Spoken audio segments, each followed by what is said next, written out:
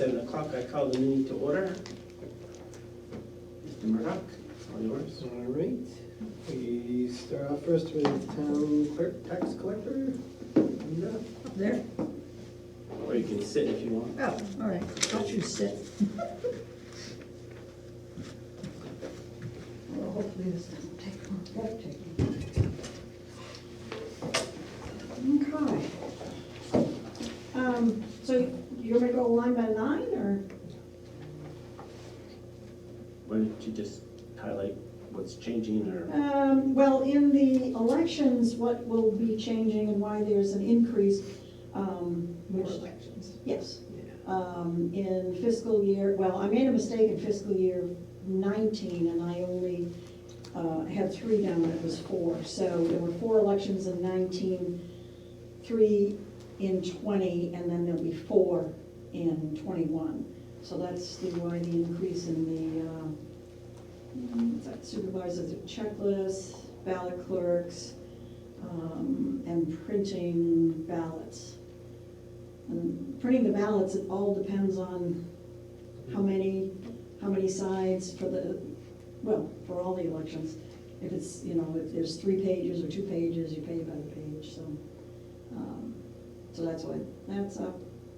And, let's see, and meals. Town clerk, tax collector. Let's see. Software, I'm making the assumption that every year it goes up, so it will go up, so that's why I moved it from 84 to 9,000. Although fiscal year 19, it was 87, so that, I don't know whether that may be a little low.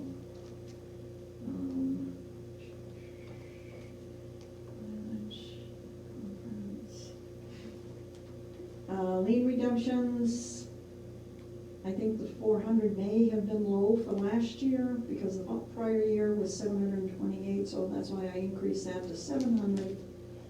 And then postage, my understanding is postage is going up again.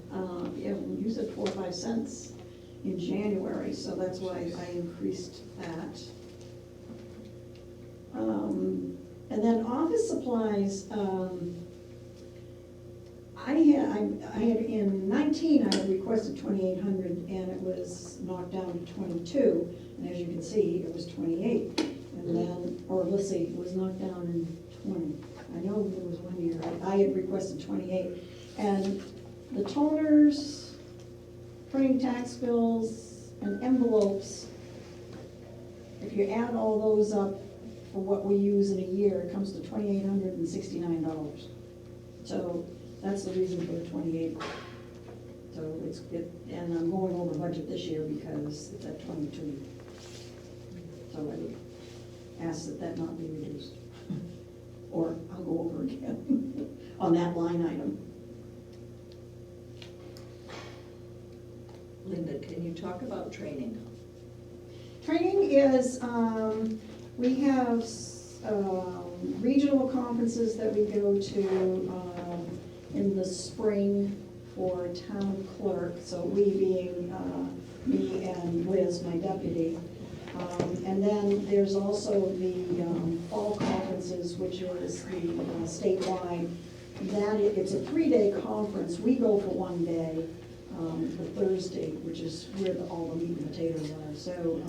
So we go to those 2 conferences, and then the 2 spring, and actually Liz is going to get her certification. It's a week-long schooling that she goes to for 4 years, and then she'll be a certified town clerk. 4 years? 4 years, yes. It's 1 week Oh, 4 each years, I think, oh, I 1 week see. per year. I see. 1 week per year, 4 years. yeah. It's 5 days that she goes and for training, so she'll get a certification. So she started that this year. I think it was $250 to go to. And, For the whole week? yeah. Can't complain about that. No, and so she's doing that, so that's our training that we have. And those are the, I'm sorry, those are the ones that we pay for. There's elections, ElectionNet is what it's called, is having an all-day training for the upcoming elections, so we'll be going to that. It's a one-day training. Why did you decrease it from last year? Because we didn't use the money. Oh, that's a good reason. Yeah, I'm not sure where. Well, if we go, when we go, it's, I think what we just pay, it's $50 for the day, so yeah, so it's $50 for her and me each, for all 4 of those. And now she's going to the training, so that'll be about, $400 for. So you use it all up? Yes, Yeah. yeah. Thank you.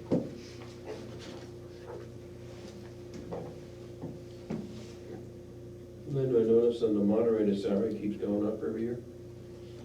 Depends on the number of elections. It depends on the number of Well, elections. yeah, Mm-hmm. but I'm not sure, and I don't know whether you know that answer, why in 19 it was $1,300. See, I don't know. You'd have I think- you'd have to look at the detail. Yeah. I think the assistant was paid out of that line item. Oh, yeah, I'm sorry, you're right. You see assistant moderator. Yeah, because there Which wasn't is anything. zero. And Yeah, okay, and then I split it out yeah. in 20. And that was the year I made the mistake. Okay, that's what it is.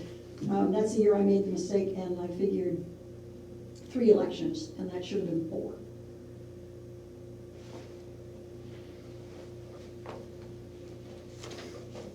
Yeah, trying to make, fiscal year kills me. I'm trying to figure out when,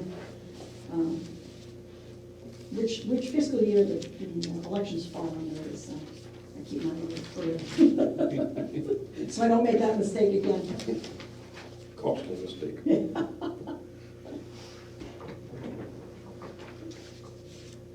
That's what I got. Everybody else set? Mm-hmm. All right. You good? All right. Thank you. Thank you very much. Thank you. Start off with you.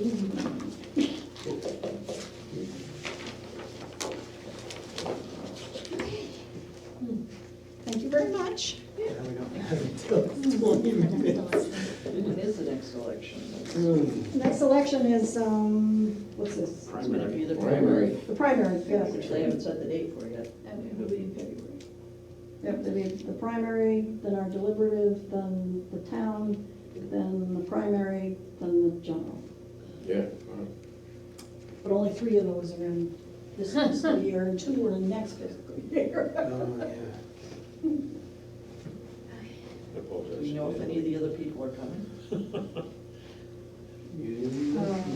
The chairman of the Energy Committee called me, so I know he knows it's tonight. Eric Sawtell was in yesterday or today, so I know he knows it.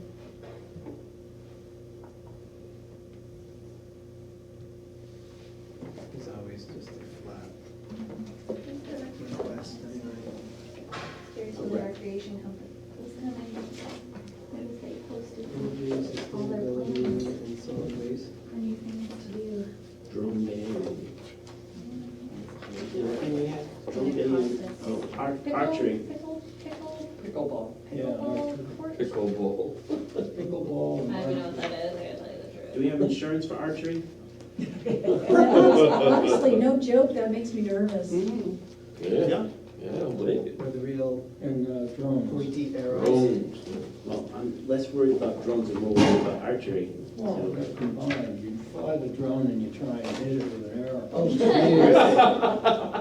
Is it those exploding arrows? It's that- like skeet shooting, only different. yeah, right. Sure. Only you can Feet drive sinking the arrows, skeet. right? I love it. Try and hit it. Oh, boy. I hear somebody there. Is it Eric? Gabe? Could be Paul. Yeah, Mr. Sykes. Eric. Here it is.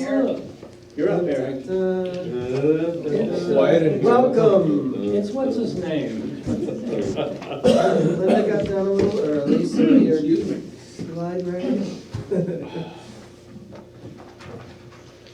Hello, everybody. We put in a placeholder of $1,000 pending how we did on the fair barbecue this year. But we had a meeting this last week and decided that we would ask for $1,000 for next year because we have some projects coming up that we're getting pretty slim on our budget right now. As of today, we've got less than $2,200 in our treasury on the Ag Commission account. So that's gonna take us through till next June or July, and that's gonna be pretty iffy because we have some expenses coming up with the Backyard Farming Initiative series at the Grange. And we may have to do another brochure, the farm and agriculture brochure next spring. Most of that is paid for with fees, advertising fees, but depending on what the cost of production is and what everybody decides to do is already in it now, whether they decide to re-up again is sort of up in the air. So I guess I would ask to leave $1,000 in that account. Questions? So we're being told that as of the end of June, you had $6,300, so. Right now, we have, well, but that includes the farmer's market account, which is separate. That's a separate account, but Joanne puts everything in together. Okay. As of last week, we had 5235, Yeah. but there are two big bills that haven't been paid for $2,400 that will bring us down to less than 22. And there's about $2,003 in the farmer's market account. But that is, they use that they raise that through fees and they use it for advertising. And next year they plan on doing some events there at the farmer's market. Okay. So that's sort of a wash, that's self-funded. And we like to think that the Ag Commission is self-funded, but we may end up. As some of you remember from the last 15 years, 12 years, that we were sort of banking some money to do an informational kiosk when the new town center came about. Like quiet in here all of a sudden, how come? I remember that. We're hanging on your every word. So we're now on year 11 as far as from my count. You're still planning it. Still in the planning stage. Yeah, and he's got drawings in a napkin somewhere. So, depending on what happens with that, some of that money will go towards an informational kiosk with hopefully other town commissions, committees, boards. Questions? Anybody else? No. Well, we do have some time to.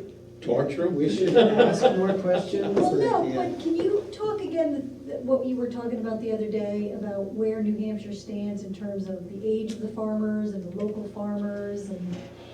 Oh, I'd have to get, well, the age is about 59 and a half But in New Hampshire or nationally? in New Hampshire. Really? And I can give, if you want to distribute it, I'll give you all of the ag statistics from the 2017 Well, that'd be interesting. census compared with the 2012 census. And we have lost a lot of farms, mainly the dairy farms. We've gained a lot of farms from less than 1 to 9 acres, which obviously makes sense. New Hampshire, I think, is second or third in the country for women farmers, primary farmers. Hillsborough, Rockingham, and Merrimack counties, I think, are second or third in the country out of 3,302 counties for direct sales of agricultural products. What's the biggest issue facing agriculture in New Hampshire today? Taxes. They're all really old. Well, wait a minute. You said 59 and the mean age, and that means that What'd you say? he's above. What about development? Well, it's the cost of land. Yeah. And some of those statistics in 2017, Hillsborough County is agricultural land is valued at about $11,000 an acre. Uh-huh. Yikes. And Stratford County, I think it's around 75, When you say, is that market value? yes, Okay, not assessed value. no market value. So Okay. somebody that wants to get into it Yeah. is, It has to pay that amount. yeah, but when you figure out, the property taxes paid for everything in this state, and it's just huge. And to give an example, my daughter and her husband bought a 600-acre farm in Vermont 3 years ago. The taxes on the 600 acres, huge buildings, 2 houses, there were 3 houses, about $2,200 a year. Wow. You wanna know what mine are? Well, but I mean, they're Not paying, that. but they're paying an income tax. Well, Only if you make it. only if you make money. Right. But Vermont has a program for waiving sales taxes on agricultural inputs. So that's a huge help there. But Vermont is very progressive as far as what they promote for. Yeah. Eric, you also had an interesting conversation at the last meeting about agri-terrorism. Agri-terrorism. Not that I'm pointing the finger that he's a terrorist. But a few years ago, I asked Brian who the key person was for WMDs, weapons of mass destruction, and the problem is there are 5 points in the food chain that are really just wide open for any kind of agri-terrorism or adulteration or just diverting the food supply. So that's one of the key, and this goes back 15 years ago. Dave Miner and I went to a WMD seminar, and it was sponsored by Homeland Security. And it was pretty shocking to look at the statistics of what could happen and why somebody hasn't adulterated the water supply in this country, I do not know. But- Because apparently, I've read about this, it's actually way more difficult to do than you would think, because of the volume. Like, it would take a lot of, or an extraordinarily potent, but a lot of toxin or bad agent or whatever they put in the water to actually have an effect. Well, not so much for municipal water supplies. Like, for us, it's not as much of an issue Right. because they're own well. Mhm. But municipal water supplies, it could be really devastating. Like from the reservoirs or whatever, they could Yeah. just, No, they'd actually go to. We're getting into. They'd actually go to the treatment plant. get Yeah, the treatment plant, I mean, Oh, you go look at through the treatment. Durham treatment plant on the Oyster River, and I mean, a lot of stuff they get from wells now, but if somebody knew what they were doing, you could get into one of the wells in a hurry and just devastate it. And Brian, you probably know more about this, but probably 25 years ago, well, actually, it was way before 9/11. There was a guy who lived on Demerit Ave who worked over at Pease, and his job was looking at anthrax development. And you can make anthrax bombs anywhere in this state because of the sheep industry that used to be here. Down around Manchester, it's just a hotbed of anybody. You could get down there if you know what you're doing and collect anthrax spores and make a huge bomb right now. And why somebody hasn't done it, I don't know. But the food supply part of it is a real problem. And as a matter of fact, back probably 12 years ago, maybe more than that, because of Seabrook Power Plant, the state has a map of everybody who produces food. And one of the things that we wanted to do was look at cataloging or inventorying who's producing food, who's selling food. Because if anything ever happened at Seabrook, we'd be locked down in a hurry. And you need to know where the food is going to be affected. So particularly with livestock, the state vet has a very stringent list of who's got livestock and where they are and how many there are and things like that. But the rest of the food supply is really pretty vulnerable. But doesn't most of it come in on truck into the state? I mean, how much? Most of it comes in on truck. There's a 12, well, back when we had the Homeland Security seminar, the food supply, there was a 10-day food supply in warehouses and But now it's like 2 or 3, isn't it? It's 3 or less now.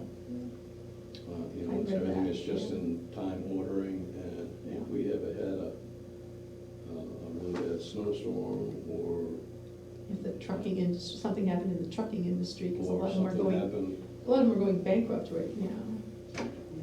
Yeah, I mean, the food supply, I mean, the fuel supply is critical. You know, we don't have much of a train system anymore, and Right. how are we gonna get that food here? We produce probably less than 15% of the food that's consumed in the state. Yeah, that The only is thing that's interesting. produced in excess, or was produced in excess, is milk or dairy products. And that's even, we've lost 9 dairy farms in the last 2 years in New Hampshire, which we're down to 92 right now.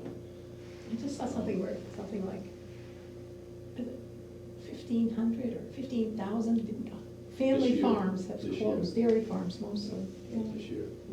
You're losing another one in 2 weeks. Which one? Charlestown? Mr. Adams is going out. Adams? Yeah. Is that right? Yep. He's lost money. I sat with him for over an hour and a half last Saturday. And there's been a farm there since 1880 something, and his whole generations. And for the last numerous years, he's lost money and he can't do it anymore. So Well, the last of the cows go in 2 weeks. So, because he can't afford it. So, and the thing was that, well, I shouldn't say it was helping them, but you're talking about Stuart and John's Adamses? no, Adams in North Charlestown? Oh, North Charlestown, oh, Yeah. okay, all right. Yeah, it's just, you can only hang on so long. Stuart and John's is still there. Talked to John Luther, and he's in Ackworth, I think. Yeah. He's feeling the pinch, but he has other things that he can do. But he's feeling the pinch too, but. Well, Baskin's sold everything, they had 700 something head there, and they went out a couple of years ago. But there's nobody expanding, for sure. People are trying to do other things, like, for instance, Smith's Great Bay Farm in Greenland sold all their cows 2 years ago on Thanksgiving, and they're going back to raising vegetables and not milking cows. But however, they were thinking about getting back into milking cows and then bottling them, because the farmers aren't making about 10 cents on the retail dollar. The processors make about $1 on the gallon. And so it's the processing and the transportation and the retail markups that do it. So it's just a very fly by the city of pants business right now. And, Although there are, last year we did, this last spring, the governor just signed the bill back in, what month is this? I think in August,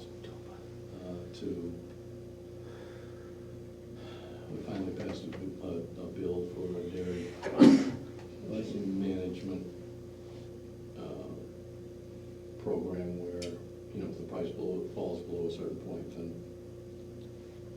farmers get supplemented to it, but that's not enough to Hmm. make much of a difference. Everything else is going up. So, I'll give you a copy, you might wanna send it around, I'll get it in a PDF form. Everybody can look at it, the statistics are quite amazing to look at.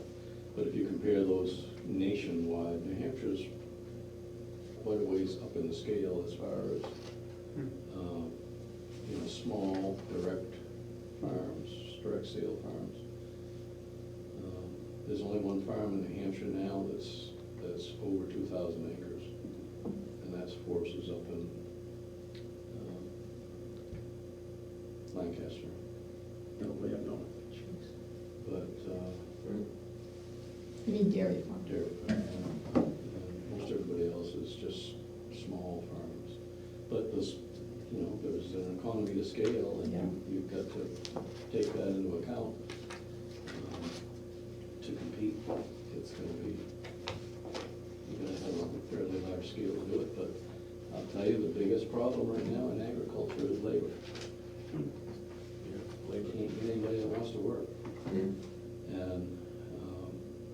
not to tell me when my time is up here, but 2 years ago, the H-2A program, which is a migrant worker program, changed their criteria for record keeping and everything else, and they made a policy that if you hired an H-2A worker, like Demerit Hill has some, or has one, you are required to verify the information that they give you. Now, that's a federal program. The federal government should be the ones to do it. Why should you be liable to hire somebody who says, yeah, everything's above board, and you find out, A, they're not who they are, and B, they shouldn't be in this country. So that finally just gets changed. But the problem is, this year, because of glitches in the system, the farms down south who needed workers early to pick crops couldn't get them. They couldn't get them into the country, and there was millions of dollars worth of crops that just sat there rocking, because they couldn't harvest them. I'm sure there were glitches in the system. Pardon? Glitches, it's called the bureaucracy. Created glitches. Yeah, a manufactured glitch. Yeah, well, it was just slow. So, in Vermont, because of the dairy situation, there's an awful lot of dairy farms now that are growing industrial hemp, because it's legal in Vermont. It isn't yet in New Hampshire, it probably won't be until 2021.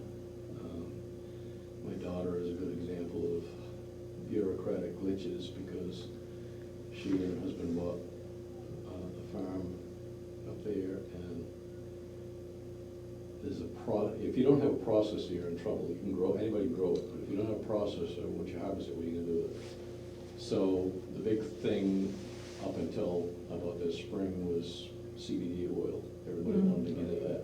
There are 11,200 and something products currently being made with industrial hemp, everywhere from food to clothing to everything else. And this processor had a contract, was setting up contracts for 1,000 acres of industrial hemp. And he asked my daughter and her husband if they were interested in growing some, wanted them to grow some, and they said, well, we have to check with our mortgage holders, one being FSA, which is USDA, Farm Service Agency, and then they had an operating loan through Yankee Farm Credit, which is a separate farm funding agency, to make sure that they wouldn't lose their mortgage if they were, because federally it's still an issue. There's only 2 places that the seed was available through. It has to come through the USDA from University of Washington, University of Wisconsin, and the University of Kentucky were growing it. I think Cornell is now too. But the seed had to be purchased through the USDA to make sure it was certified low TCH or THC. And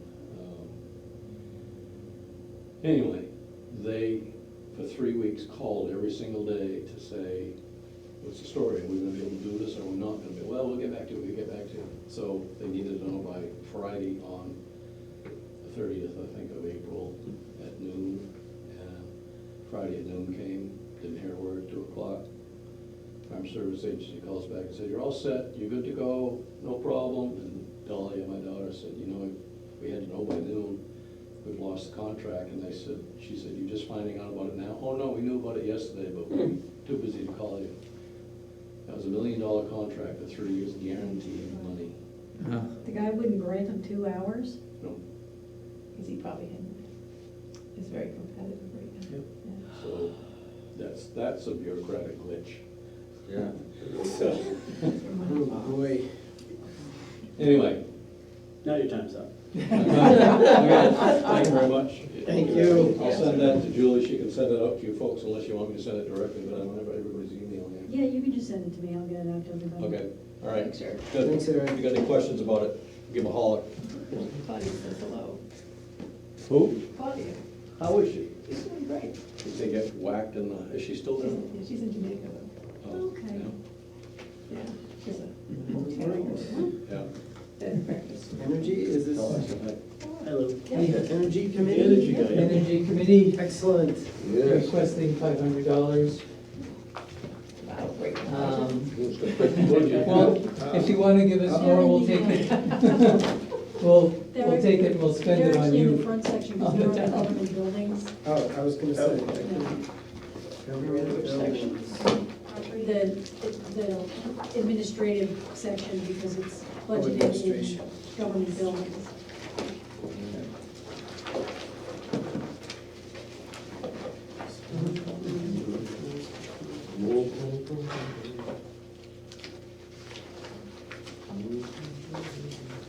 It's just a single line, they're just asking for $500. Oh, it's in the, Yeah, they The main didn't part? submit any. okay, okay. No, We're not looking for anything then. Yeah,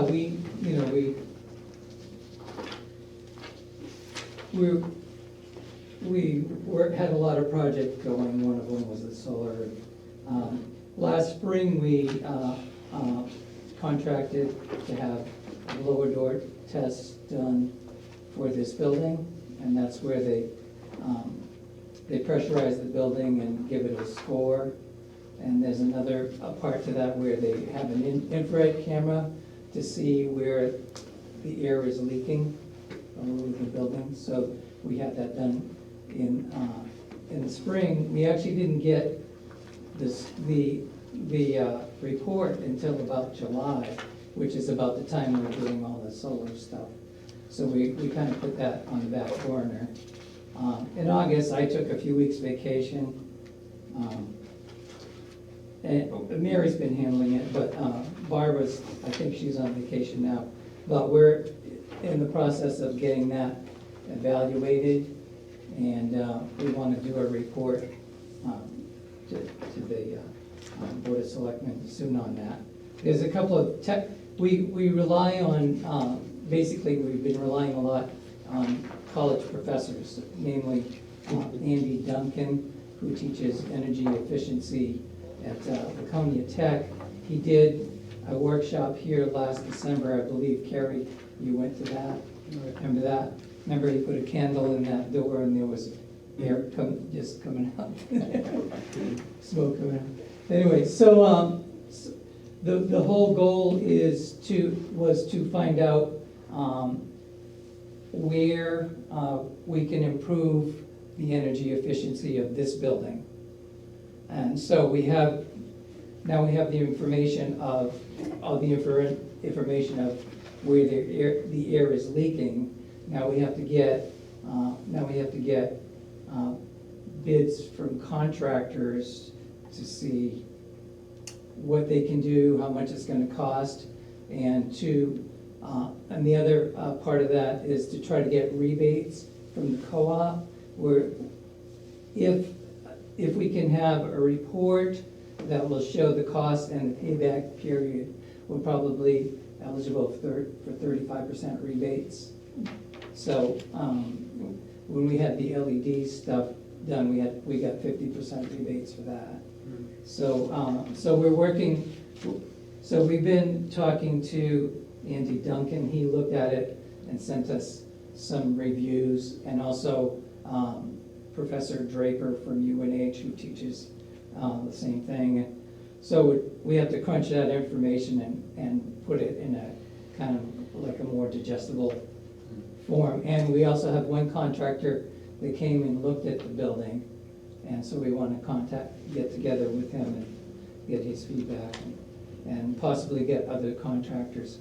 The contractor who did the blower door test was GDS, and before GDS, we contacted 3 other people, Yankee Thermal, and one was called Shakes and Shingles, and they never came through. They decided not to do it, so we went with GDS. So we're trying to get information, and hopefully when we get the information, the person who came was let's see, not Bellows, anyways, as soon as we get that information, we'll try to get that to you. For next year, the idea I had is I took a one-day workshop with Andy Duncan, the same person, the teacher from Laconia Tech, on energy efficiency. And what a lot of businesses are doing is they have their equipment assessed for energy efficiency too. So I was thinking that would be the next step.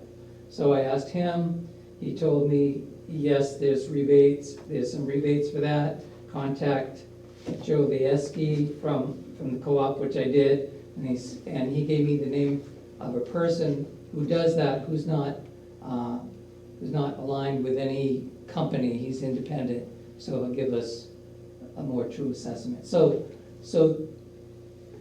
that's where that money would be going, for maybe some this year and some next year, because that will have a cost too. So When that's, you did the blower door test, did they find anything significant relative to this building? there are some areas that are lacking insulation. And the main thing is the air sealing. To keep the air from just flying out, I mean, you have to have an air barrier. And the fiberglass insulation will slow down the heat loss, but if there's no air barrier before that, it'll just go through it really, really quickly, a lot more quickly. So you have to do air sealing. In other words, like at my house, someone came in they took all the insulation out, and they just took the little foam spray cans, and they just foamed every crack. They did the blower test with the infrared first, so they knew where the air was leaking. So they just foamed every crack. It only took them like 2 hours, and after they did it, you could go up there and really feel the difference instantly. It was just amazing. Same thing with my cellar.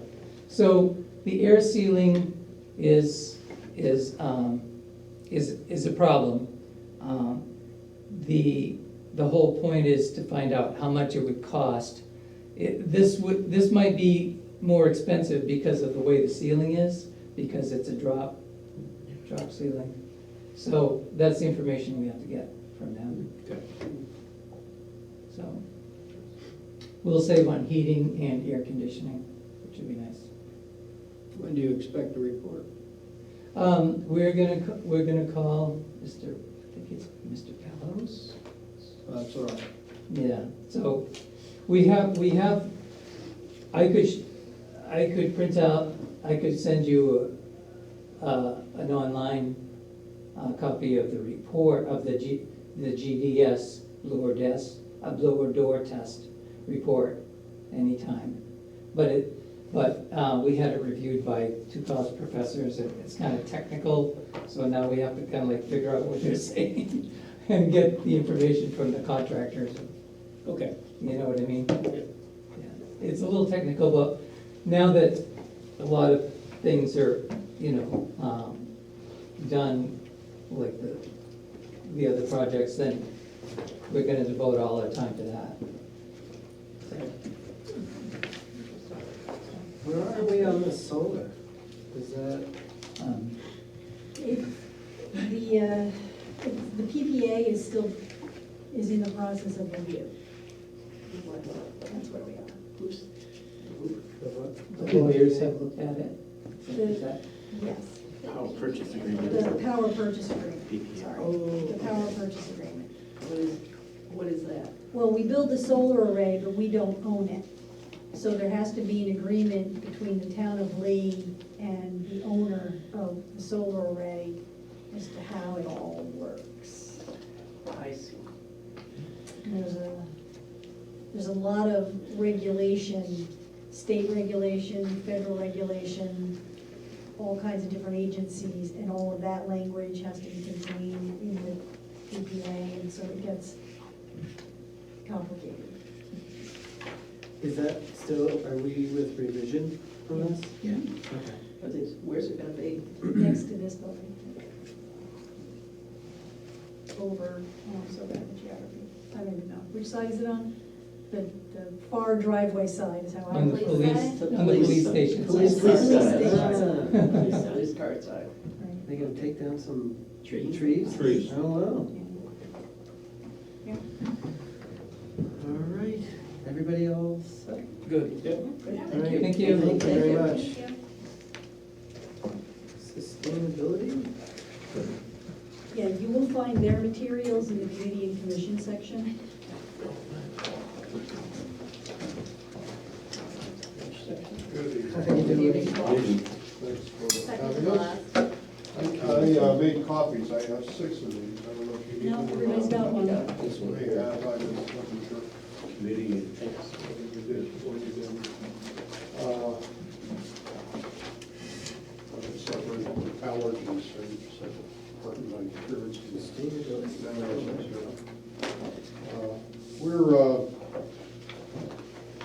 Last year we requested $1,000 and we were reduced to 500, and we're back requesting $1,000.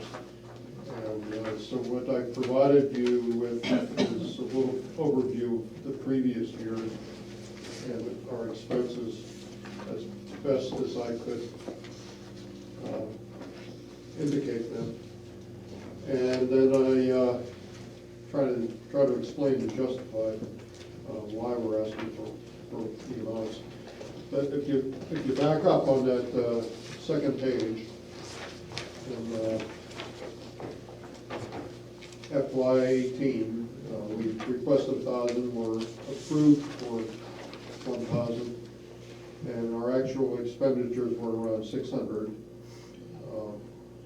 We, over the last several years, have been paying for the rental of the Grange Hall for the Backyard Farming Initiative, which is primarily produced by the Agricultural Commission, but co-sponsored by the library for a lot of years, and in more recent years, in the last 3 years, we have come on as co-sponsors of that. Our role is to kind of support the program, but also we've been picking up the fee for the Grange Hall, which is $100 per month for 5 months. So that explains that. So we did not expend, we have like maybe $400 left over there. In FY 19, a similar scenario, we expended 566 of 1,000. And 500 of that was, again, to the Grange for rental of the hall. FY 20, we requested 1,000 with a similar breakdown, and we were reduced to 500, and that's where we are now. And, makes, from your point of view, it makes sense to reduce us because we're not using them. I worked in the school district for a lot of years, and I did have like, in my latter years, I had part of the budget for video and stuff like that. And if we weren't expending, then, it's hard to justify if you don't expend. So, but here we are with $500, and to date, we spent a whopping $25.82. And however, we can't commit to helping with the Grange rental fee this year because that would just entirely wipe us out. So we're not sure what we're going to be able to contribute to that cause. Last year, we ran Lee's Trees, and Dave Miner made these wonderful plaques for us, and he donated those, I believe. And he and I discussed that. We'd like to give somebody an honorarium, even if they want to give us something. And also, in early November, we're running a program at the Massway Gymnasium we're into a Use Less campaign, and this program will help feature artisans and craftspeople who utilize materials in more creative ways over extended periods of time. We're in the middle of a unique situation. We applied for use of the Massway Gymnasium and for a Saturday, no custodian on duty on a Saturday, but a Saturday would be a logical place to put this kind of event, which is kind of an exhibition of maybe 10 or 12 craftspeople for 3 hours on a Saturday afternoon. And we were invoiced for $260. So I happened to be in the town hall the other day talking about that, and Jolie said, whoa, wait a minute. We have a memorandum of understanding with the school district where that fee shouldn't. Okay? So I think our little committee is the first test drive of that new memorandum. So I was invoiced just the other day after our conversation, and, excuse me, it was for $260. And I wrote back to the school district explaining to them what the situation was, and I copied Julie on the letter, so I haven't received any comment on that from them. So theoretically, I guess in practice, we shouldn't be billed at all for that, and that probably will end up being the case. There was no fee for the facility. The fee was for the custodian, because they don't have anybody working. Having taught in the school district for 33 years and maintaining a good friendship with the custodians, because I did a lot of theater and I did a lot of video, and I really became good friends with a lot of custodians. I was empathetic to the cause and wanted to make sure they were getting it paid, and in my heart, I said, I didn't want $260 to come out of their budget, which it's probably going to do. They're going to have to go find it. But that's between us. And I guess that if the school, if we start using facilities like that, then basically they'll have to budget accordingly for that type of use. But anyway, that's out there as a possibility. We intend to cover travel and expenses for people who are going to participate in this. They will not be paid. But I guess our feeling is that for things that we do, we like to not directly compensate, but we like to recognize the work of people and at least generally give them an honorarium. So I'm assuming that we're not going to have to pay for that, because if we did have to pay for that, our plan B was actually to come here, and not go there, and use both floors of this building to run that program, which would be more difficult, but would be a possibility. In December, we were planning to do an arts festival in this Use Less program, again at Massway, using their cafeteria and their gymnasium. We're having trouble finding a date that is not a weekend date, okay? And I guess we could run that here, but we would be using both upstairs and downstairs. So it's not a budgetary point, but, and we've talked about this as a town before, we don't have a dedicated large space for programs. So we kind of struggled to get through that. So here we are, there's a request. If I could stay ahead of the curve a lot of times with printing needs, I would get them to Denise and she would print them. And that's an easy way to do it. However, it's hard for me to stay ahead, and I really don't like to impose on her. okay? I'm really sensitive to everything that she has up in the air at one time, and I don't like to impose. So I've been copying when I need to. This came from the library, I pay for that. And I cover it. Outreach and development, even though we generally do all our printing in-house and it's done by the town, there are times when I have to print a larger poster on other stock, and we do that. And then rentals and overhead for community programs. We're settling into maybe doing 3 major programs per year. And one would be to team up with the Solid Waste Committee and help with the waste streams. So we're trying to cultivate a relationship with them, and they're having some challenges right now as a committee, where they focus on the economics of the transfer station and we focus on the educational component. And we're still finding our way with that. The second program is, we did run Lease Trees, which really was an awareness program, not just about trees, but about habitat and carbon offsets. And it looks like we'll do that again.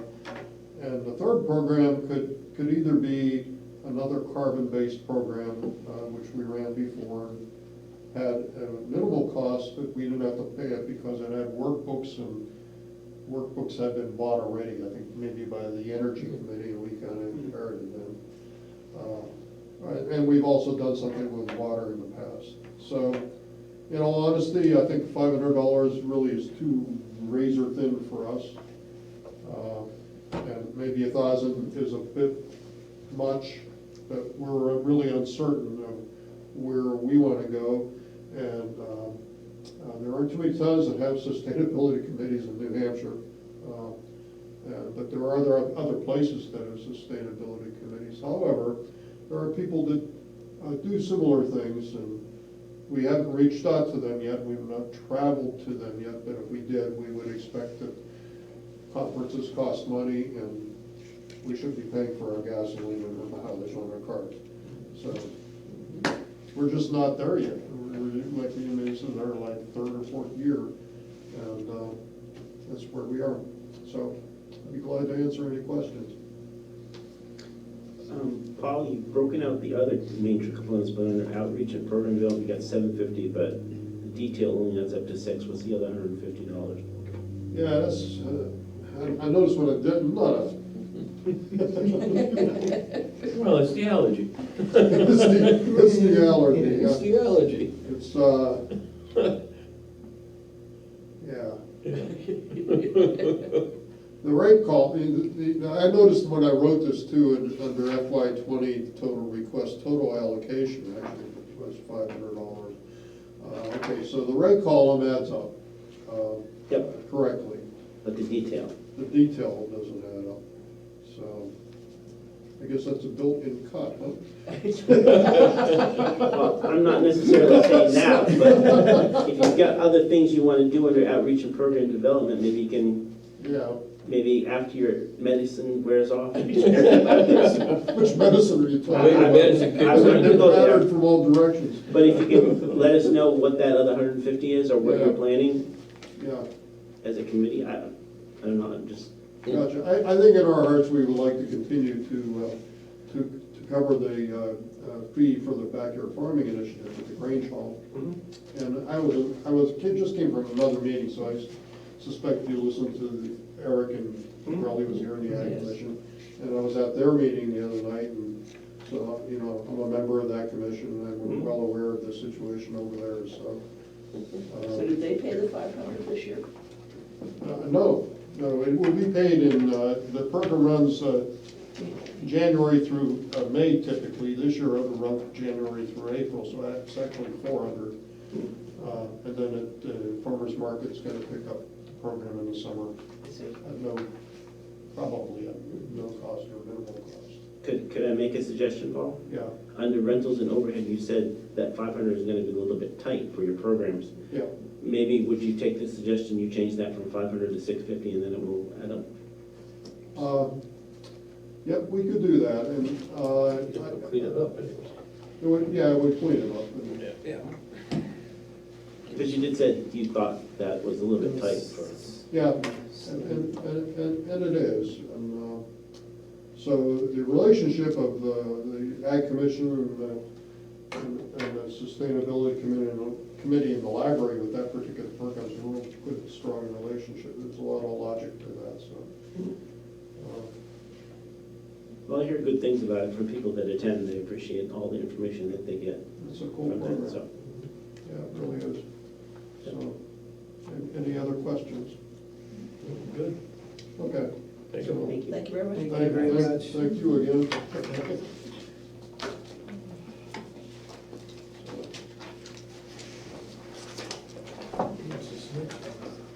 Who's in charge of solid waste?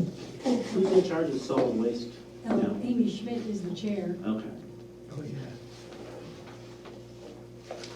but, you know, I think there are maybe 2 people left on that committee. Did they submit a request? On which committee?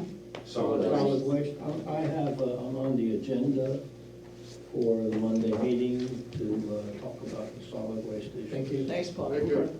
Thank you. Thanks, Paul. All right. Yeah, there was no, well, that was a newly formed committee anyways. But I didn't know if they submitted something. Yeah. They've got Well, some they've been- significant issues. Then you're gonna work it out. Go through. So we probably don't expect them? No. Okay. It's an oxymoron. Probably not. We probably don't expect them. Zippity doo-dah. We're all set? All right. Other? Anything else from you two gentlemen? No, I'm good from selectmen's side. Motion to adjourn, do I have a second?